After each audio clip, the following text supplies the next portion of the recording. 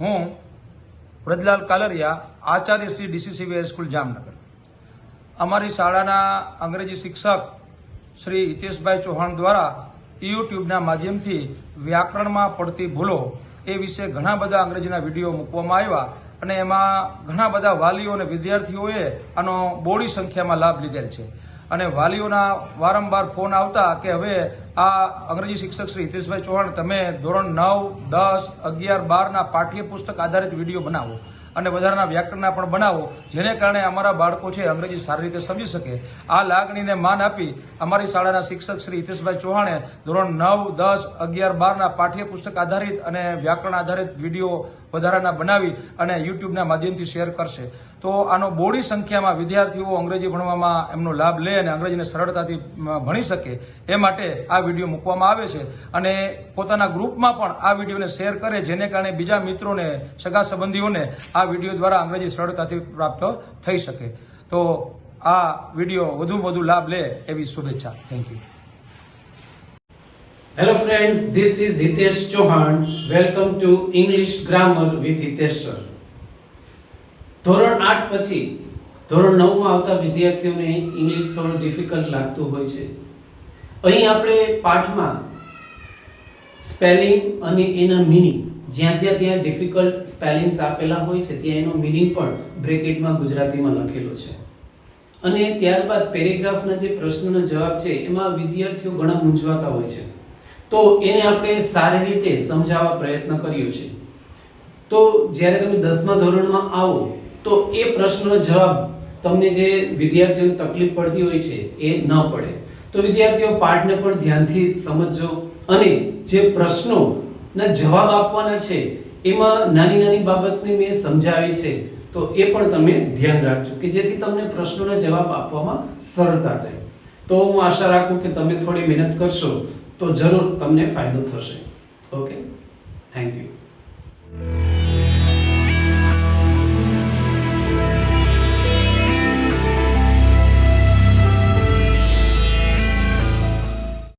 તો ચાલો વિદ્યાર્થી મિત્રો આપણે શરૂ કરીએ English second language standard 9 unit 1 cheetah's tears. Cheetah's tear એટલે ચિતાના આંસુ. વિદ્યાર્થી મિત્રો અહીંયા તમે જોઈ શકશો કે પેરેગ્રાફમાં આવતા અઘરા સ્પેલિંગને ત્યાં અંડરલાઈન કરેલી છે અને બ્રેકેટમાં કૌંસમાં એના મીનિંગ આપેલા છે. જેમ વધારે સ્પેલિંગ અને એના મીનિંગ આવડશે તેમ તમને અંગ્રેજી શીખવું સરળ લાગશે. ઘણા વિદ્યાર્થી મિત્રોને અંગ્રેજીમાંથી ગુજરાતીમાં ભાષાંતર કેમ કરવું એ ખ્યાલ હોતો નથી. તો એ પણ અહીંયા શીખવાનો પ્રયત્ન કરશું. છતાંય જો તમને ડિટેલમાં શીખવું હોય તો આઈ બટન પર ક્લિક કરશો તો બંનેનો ભેદ સમજાવેલ છે. તો અહીં જોઈએ લોંગ અગો. અગો એટલે પહેલા, ઘણા લાંબા સમય પહેલા. A Zulu hunter was sitting under a tree. Zulu શિકારી ઝાડ નીચે બેઠો હતો. અંગ્રેજીમાં કર્તા, ક્રિયાપદ અને કર્મ આવે છે, જ્યારે ગુજરાતીમાં કર્તા, કર્મ અથવા તો અન્ય શબ્દ અને ત્યારબાદ ક્રિયાપદ છેલ્લે આવે છે. તો જ્યારે અંગ્રેજી ભાષાનું ગુજરાતી ભાષામાં રૂપાંતર કરીએ ત્યારે સૌ પ્રથમ કર્તા અને ત્યારબાદ વાક્યના અંત્યથી આપણે ભાષાંતર કરીએ તો સરળ સમજાય છે. તો ઝુલુ શિકારી ઝાડ નીચે બેઠો હતો. His name was Eddie. એનું નામ એડી હતું. He saw a large herd of deer grazing in the lush green meadow.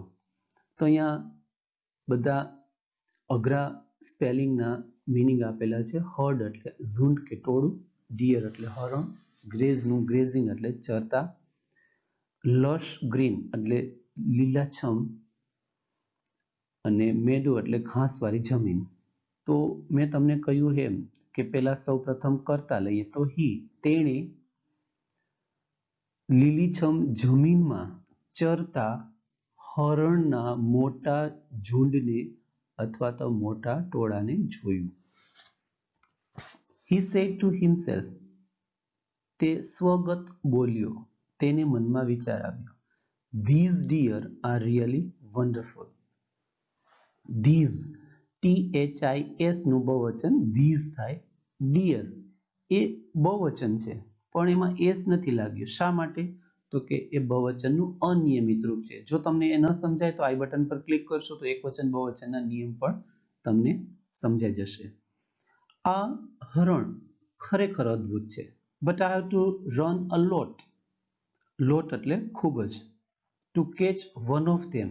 આ હરણમાંથી એકને પકડવા મારે ખૂબ જ દોડવું પડે છે. Can't there be an easy way to get one? શું એકને મેળવવા કોઈ સહેલો માર્ગ ન હોઈ શકે?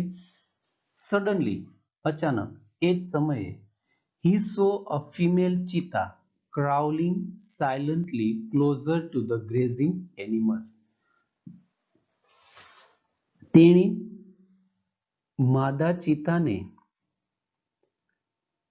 ગ્રેઝિંગ એનિમલ્સ ચરતા પ્રાણીની નજીક શાંતિથી પેટ ઘસડતા માદા ચિતાને જોઈ.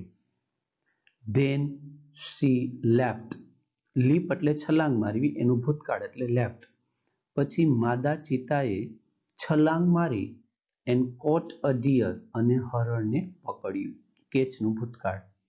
After some time, થોડા સમય પછી her two young cubs, તેણીના બે નાના બચ્ચા came out of the bush. bush એટલે ઝાડી. ઝાડીની બહાર આવ્યા. They all enjoyed their meal. માદા ચિતા અને એના બંને બચ્ચા આ બધાએ પોતાના ભોજનનો આનંદ માણ્યો. Eddie's eyes brightened. એદીની આંખો ચમકી. They sparkled with an idea. એક વિચાર સાથે તેમાં ચમક આવી. He envied the cubs. એડીને બચ્ચાને ઈર્ષા થઈ. Can I be lucky as these beautiful cubs? શું હું આ સુંદર બચ્ચાની જેમ નસીબદાર ન હોઈ શકું? They got their food without any effort. બચ્ચાને કંઈ પણ પ્રયત્ન કર્યા વગર. વિધાઉટ એટલે વગર, એફર્ટ એટલે પ્રયત્ન. કંઈ પણ પ્રયત્ન કર્યા વગર ખોરાક મળી ગયો. Can I have a hunter like their mother? He thought. મારે પણ એની માતાની જેમ એ કોઈ શિકાર કરવા જાય અને શિકાર લઈને આવે એવું ન હોઈ શકે. He thought. એને વિચાર આવ્યો. He decided to catch a young cub and train it to hunt. Hunt એટલે શિકાર કરવો. એના ઉપરથી hunter એટલે શિકારી. Hunt for him.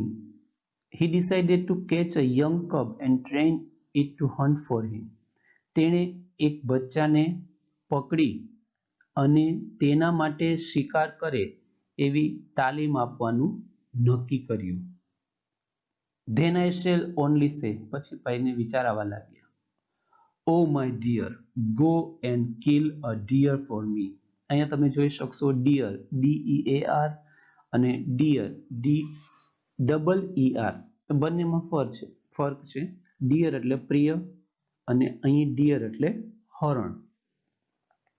અરે મારા વાલા, જાઓ અને મારા માટે હરણને મારી લઈ આવો.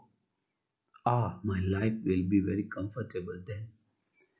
Comfortable એટલે આરામદાયક. પછી તો મારું જીવન આરામદાયક બનશે. He was quite pleased. Pleased એટલે ખુશ થવું. With his own idea. પોતાના જ વિચારથી પોતે ખુશ થઈ ગયો. He decided to follow cubs and steal one. તેણે બચ્ચાની પાછળ પીછો કરી અને એકને ચોરી લેવાનું નક્કી કર્યું. ફોલો એટલે પાછળ જવું, સ્ટીલ એટલે ચોરવું. From his experience, તેના અનુભવથી એડી knew that. એડી જાણતો હતો, આ એડીને ખબર હતી. A cheetah never attacks a man. Attack એટલે હુમલો કરવો. ચિતા ક્યારે પણ માણસ પર હુમલો કરતો નથી. Therefore, it was safe to steal a cub. Safe એટલે સલામત. તેથી એ બચ્ચાને ચોરી લેવું સલામત હતું. He followed the cheetah family till evening. તેણે સાંજ સુધી ચિતાના કુટુંબનો પીછો કર્યો. At the sunset, sunset એટલે સૂર્યાસ્ત, સૂર્યાસ્ત સમયે the mother cheetah hid her cubs in a thick bush. માતા ચિતાએ ગાઢ ઝાડીમાં બચ્ચાને છુપાવ્યા and left for a stream. stream એટલે ઝરણું, ઝરણા તરફ ગયો. Quickly, તરત જ the hunter picked up his net. શિકારીએ picked up એટલે ઉપાડ્યું, તેની ઝાડ ઉપાડી and spear અને ભાલો ઉપાડી and ran into the bush અને ઝાડી તરફ દોડ્યો. He saw two tiny cubs. tiny એટલે નાના. તેણે બે નાના બચ્ચાને જોયા. They looked at him with their bright eyes. આ બચ્ચા તેની તેજસ્વી આંખથી એડીની સામે જોયું. They were too young to run away. આ વાક્ય રચના થોડી અઘરી લાગે તો આપણે એને સરળ ભાષામાં લખી છે. They were so young that તે એટલા નાના હતા કે they could not run away. આ બચ્ચા ભાગી શક્યા નહીં. Eddie threw the net over them. થ્રોનું threw. over એટલે ઉપર. એડીએ તેના ઉપર ઝાડ ફેંકી and the cubs were caught. અને બચ્ચા પકડાઈ ગયા. He needed only one cub. પેલા એને વિચાર્યું હતું કે હું એકનો શિકાર કરીશ. એને તો એક જ જોતું હતું. But he thought, it is always better to have two slaves instead of one. તેને વિચાર આવ્યો કે slaves એટલે ગુલામ અને instead of એટલે ને બદલે. એકને બદલે બે ગુલામ હોવા એ વધારે સારું રહેશે. He dragged them. drag એટલે લઈ ગયો. he dragged them with him. તે બચ્ચાને પોતાની સાથે લઈ ગયો and hid them under a big basket. અને પછી તેને મોટી ટોપલીમાં છુપાવી દીધા. The mother cheetah returned after a while. Mother cheetah થોડા સમય પછી પાછી ફરી. She did not find her cubs. પણ તેણે પોતાના બચ્ચાને જોયા નહીં. She looked all around. આજુબાજુ તેણે જોયું. First of all, she became angry and jumped wildly. પહેલા તો તેણી ગુસ્સે થઈ અને જનૂની રીતે કૂદવા લાગી. She sniffed all around. તેણી આજુબાજુ સૂંઘવા લાગી. But alas, she could not find her dear babies. તેણીને પોતાના વાલસોયા બચ્ચાને શોધી શકી નહીં. At last, અંતે she became sad. ઉદાસ થઈ ગઈ and started crying. અને રડવા લાગી. She cried and cried for the whole night till the next evening. The whole એટલે આખી, till એટલે સુધી. તેણી આખી રાત્રિથી બીજી સાંજ સુધી રડતી જ ગઈ. She cried and cried until her tears made dark stains down her cheeks. જ્યાં સુધી તેણીના આંસુ તેણીના ગાલ પર કાળા ડાઘ ન પાડ્યા ત્યાં સુધી રડતી જ ગઈ. સ્ટેન્સ એટલે ડાઘા. She was still weeping. weep એટલે રડવું. હજુ પણ તેણી રડતી હતી. At night the mother cheetah cried so loudly that એ રાત્રિએ માતા ચિતા એટલી મોટેથી રડતી હતી કે she was heard by a wise man living in the village. ગામમાં રહેતા એક સમજદાર માણસને તેને આ રડવાનો અવાજ સંભળાયો. The old man understood what had happened. આ વૃદ્ધ માણસ ખૂબ જ સમજદાર હતો એટલે શું બન્યું હોય એ સમજી ગયો. He immediately એટલે તરત જ took his strong club એટલે દંડો. તેણે તરત જ પોતાનો મજબૂત દંડો લીધો and came out of his hut એટલે ઝૂંપડી અને ઝૂંપડીની બહાર આવ્યો. ધીસ ઓલ્ડ મેન, શાનો, આ વૃદ્ધ માણસનું નામ શું હતું? શાન. વોઝ વેરી વાઇઝ, ખૂબ જ સમજુ હતું. હી લવ્ડ એનિમલ્સ, તે પ્રાણીઓને ચાહતો. And knew all about them, અને એના વિશે બધું જ જાણતો. When Shano found out the hidden cubs, જ્યારે શાનોને આ છુપાડેલા સંતાડેલા બચ્ચાને શોધી કાઢ્યા. હી ન્યૂ ધેટ, તેને ખબર પડી જ ગઈ. ઇટ વોઝ એડીઝ વિકિડ આઈડિયા, કે તે એડીની દુષ્ટ યોજના હોવી જોઈએ. હી ગોટ એંગ્રી વિથ એડી, એ એડીથી ગુસ્સે થયો. હી રશ્ડ ટુ ધ હટ, રશ્ડ ટુ એટલે દોડી ગયો, તે એડીની ઝૂંપડી તરફ દોડી ગયો. એન્ડ શાઉટેડ, અને બૂમ પાડી, આઈ હેટ યુ એડી, હું તને ધિક્કારું છું Eddie. Everybody of our tribe will hate you, આપણી જાતિ, ટ્રાઇબ એટલે જાતિના દરેક વ્યક્તિ તને ધિક્કારશે. બીકોઝ, કારણ કે યુ આર લેઝી, તું આળસુ છો. એન્ડ વિકિડ ટુ, તું દુષ્ટ પણ છો. વી નો ધેટ, આપણે જાણીએ છીએ. A hunter must hunt with his own strength and skill, strength એટલે બળ, સ્કિલ એટલે આવડત. શિકારી પોતાની તાકાત, પોતાના બળ અને આવડતથી જ શિકાર કરે છે. એને શિકાર કરવો પડે છે પોતાની તાકાત અને આવડતથી. But you are a lazy hunter, પણ તું એક આળસુ શિકારી છો. યુ આર અ થીફ, તું ચોર છો. You have broken the rules of our tribes, તે આપણી જાતિના નિયમોનો ભંગ કર્યો છે. You have brought dishonour to the whole tribe, dishonour એટલે બદનામી, તે તો આખી જાતિ માટે બદનામી લાવ્યો છે. All the members of the hunter tribe got together, together એટલે ભેગા થયા. શિકારીના બધા સભ્યો ભેગા થયા. They decided to drive away એટલે કાઢી મૂકવું. એડી from their village forever, forever એટલે કાયમ માટે. તેઓએ કાયમ માટે પોતાના ગામમાંથી એડીને કાઢી મૂકવાનું નક્કી કર્યું. શાનો took the cubs on his shoulder, શાનોએ તેના ખભા પર બંને બચ્ચાને લીધા. and return them to their mother, અને એની માતાને પાછા આપ્યા. He saw that, તેણે જોયું કે long weeping of the mother cheetah had stained her face forever, કે તેણે જોયું કે લાંબા સમયથી રડતી માતા ચિતાને એના ગાલ પર, એના ચહેરા પર કાયમ માટે ડાઘા રહી ગયા. ફેક્ટ્સ અબાઉટ ચિતા, ચિતા વિશેની હકીકતો આપણે જાણીએ. Height 100 centimetres, weight 65 kgs, weight at birth, જન્મ વખતે ચિતાનો વજન કેટલો હોય તો કે 300 ગ્રામ. એજ ઓફ મેચ્યોરિટી, પરિપક્વતા એટલે પુખ્ત વયના ક્યારે થાય તો કે 2 years, 2 વર્ષે. આઇડેન્ટિફિકેશન, ઓળખ કઈ છે? The cheetah has a lighter body, lighter એટલે વજનમાં હળવું.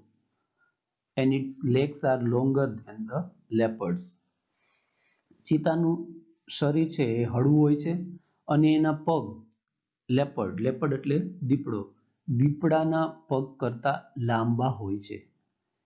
It has isolated black spots, isolated એટલે છૂટા છૂટા અને સ્પોટ્સ એટલે ટપકા. વેરેઝ એટલે જ્યારે, લેપર્ડ એટલે દીપડો, હેઝ ક્લસ્ટર ઝુમખામાં ઓફ સ્પોટ્સ, એટલે કે it is isolated black spots, ચિતાને છૂટાછવાયા કાળા ટપકા હોય છે. વેરેઝ જ્યારે, the leopard has cluster of spots, જ્યારે દીપડાને ઝુમખામાં આ ટપકા હોય છે. હેબિટેડ, રહેઠાણ ક્યાં હોય છે? Cheetah usually live in open forests, usually એટલે ખાસ કરીને, ચિતા ખાસ કરીને ખુલ્લા જંગલોમાં રહે છે. પ્રેઝન્ટલી, હાલમાં વર્તમાન સમયમાં they are found mainly in Africa. Mainly એટલે મુખ્યત્વે. આ ચિત્તા છે એ મુખ્યત્વે આફ્રિકામાં જોવા મળે છે. We had lot of cheetahs in India. અગાઉ ભારતમાં પણ ઘણા બધા ચિત્તા હતા. But the last one was shot by hunters around 1950. પણ છેલ્લા ચિત્તાને લગભગ 1950ની આસપાસ શિકારી દ્વારા મારી નાખવામાં આવ્યું. Habits એટલે ટેવ. It is the fastest animal on the earth. તે પૃથ્વી પરનું સૌથી ઝડપી પ્રાણી છે. Its top speed can be around 100 km/h. તેની સૌથી વધુ ઝડપ કલાકના 100 કિલોમીટરની આસપાસ હોઈ શકે. But it can maintain એટલે જાળવી રાખવું this speed only for a very short distance. હા, આ ઝડપ છે તે ખૂબ જ ઓછા અંતર સુધી આ સ્પીડને જાળવી રાખી શકે છે. Sometimes કેટલીક વાર it can take a leap as long as 25 meters. 25 metre લાંબી એ જમ્પ એટલે કે લાંબો કૂદકો મારી શકે છે. It creeps silently behind the prey. Creeps એટલે સરકવું, prey એટલે શિકાર. તે શાંતિથી શિકારની પાછળ સરકે છે and then અને પછી leaps up to catch it અને તેને પકડવા માટે કૂદકો મારે છે. It does not preserve its prey.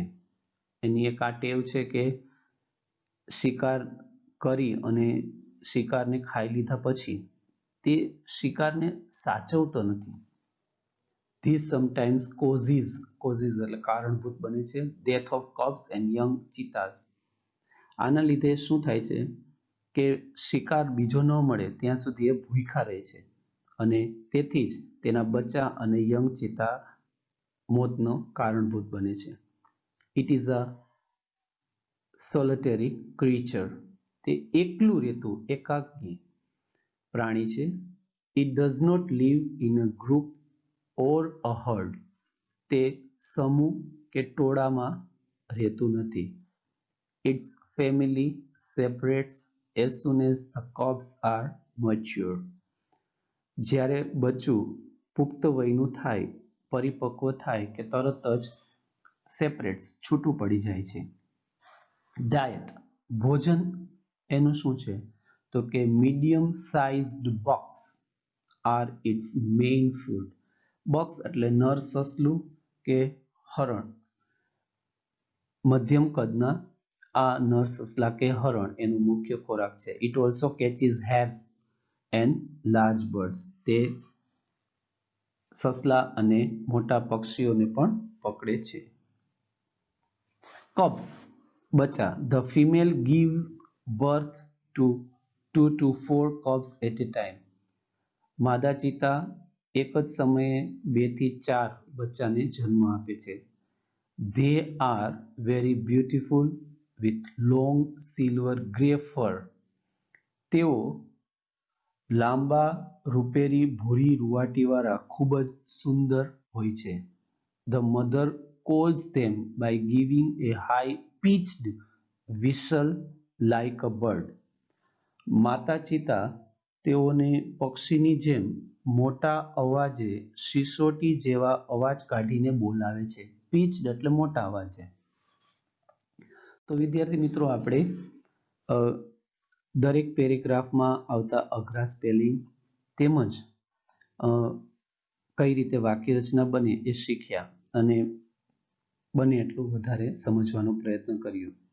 જો તમને વિડીયો ગમ્યો હોય તો સબસ્ક્રાઇબ કરજો અને તમારા મિત્રોને શેર પણ કરજો તેમજ લાઈક કરવાનું ભૂલતા નહીં. નેક્સ્ટ વિડીયો યુનિટ 1 નો એમાં આપણે પેરેગ્રાફ સાથે ક્વેશ્ચન અને આન્સર લેશું જે પરીક્ષામાં આપણે કહીએ છીએ એક્સ્ટ્રેક્ટ્સ.